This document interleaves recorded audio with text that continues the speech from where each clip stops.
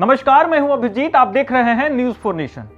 आज हम बात करेंगे बिहार के सबसे बड़े राजनीतिक घराने की, जिस घर के दरवाजे पर कभी सत्ता का सबसे बड़ा जमावड़ा लगता था, जिस आंगन से बिहार की राजनीति की दिशा तय होती थी, जहां एक नहीं दो मुख्यमंत्री एक दशक से ज्यादा समय तक मुख्यमंत्री रहते हैं।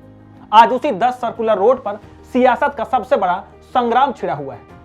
कभी यह पता सत्ता का प्रतीक था, लेकिन आज यह संघर्ष, सवाल और सियासी टकराव का केंद्र बन गया है। राबड़ी देवी के सरकारी आवास को लेकर विवाद लगातार गहरा रहा है, लेकिन इस बीच जो तस्वीर सामने आ रही है वह इस पूरे घटनाक्रम को और ज्यादा राजनीतिक बना रही है। एक तरफ सरकार है, दूसरी तरफ लालू परिवार है, और बीच में है बिहार के राजनीति का सबसे चर्चित बंगला। जेड प्लस सुरक्षा हटाए जाने के बाद राबड़ी आवास का नजारा पूरी तरीके से बदल चुका है। जहां पहले सुरक्षा बलों की मौजूदगी दिखाई देती थी, वहां अब बड़ी संख्या में राजद विधायक, नेता और कार्यकर्ता डटे हुए हैं। ऐसा लग रहा है जैसे यह सिर्फ एक आवास नहीं, बल्कि राजनीतिक शक्ति प्रदर्शन का केंद्र बन गया है। राजद कार्यकर्ता खुलकर कह रहे हैं कि वे लालू परिवार के साथ खड़े हैं। उधर लालू प्रसाद यादव, राबड़ी देवी और तेजस्वी यादव ने अपनी सरकारी सुरक्षा वापस लौटा दी। इस फैसले ने सियासी बहस को और गर्म कर दिया है, लेकिन इसी बीच एक ऐसी तस्वीर सामने आई जिसने चर्चाओं का बाजार और गर्म कर दिया।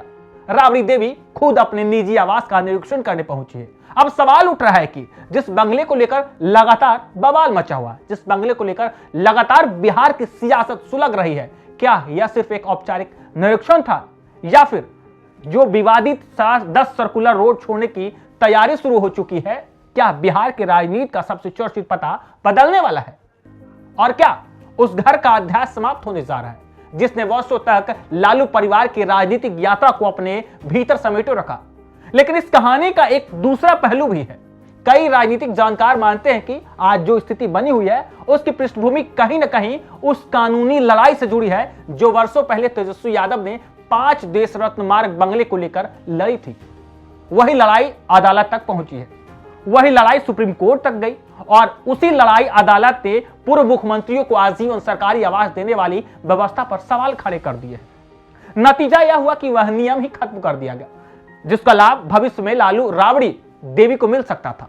यानी जिस लड़ाई का मकसद एक बंगला बचाना था, क्या उसी लड़ाई के फैसले ने आज दूसरे बंगले पर संकट खड़ा कर दिया? यह सवाल अब राजनीतिक गलियों में खुलकर पूछा जा रहा है। फिलहाल तस्वीर साफ है, राबड़ी आवास के बाहर कार्यकर्ताओं की भीड़ है, अंदर राजनीतिक हलचल तेज है, नए आवास का निरीक्षण हो चुका है और बिहार की राजनीति पे अटकलों का दौर तेज है।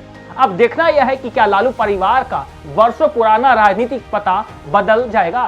क्या राबड़ी देवी वास्तव में नए ठिकाने पर शिफ्ट हो जाएंगी, या फिर लड़ाई सड़क से लेकर अदालत तक और लंबी चलेगी? एक बात जरूर है कि यह सिर्फ एक बंगले की कहानी नहीं है, यह बिहार के राजनीति के एक युग के बदलने की भी कहानी हो सकती है।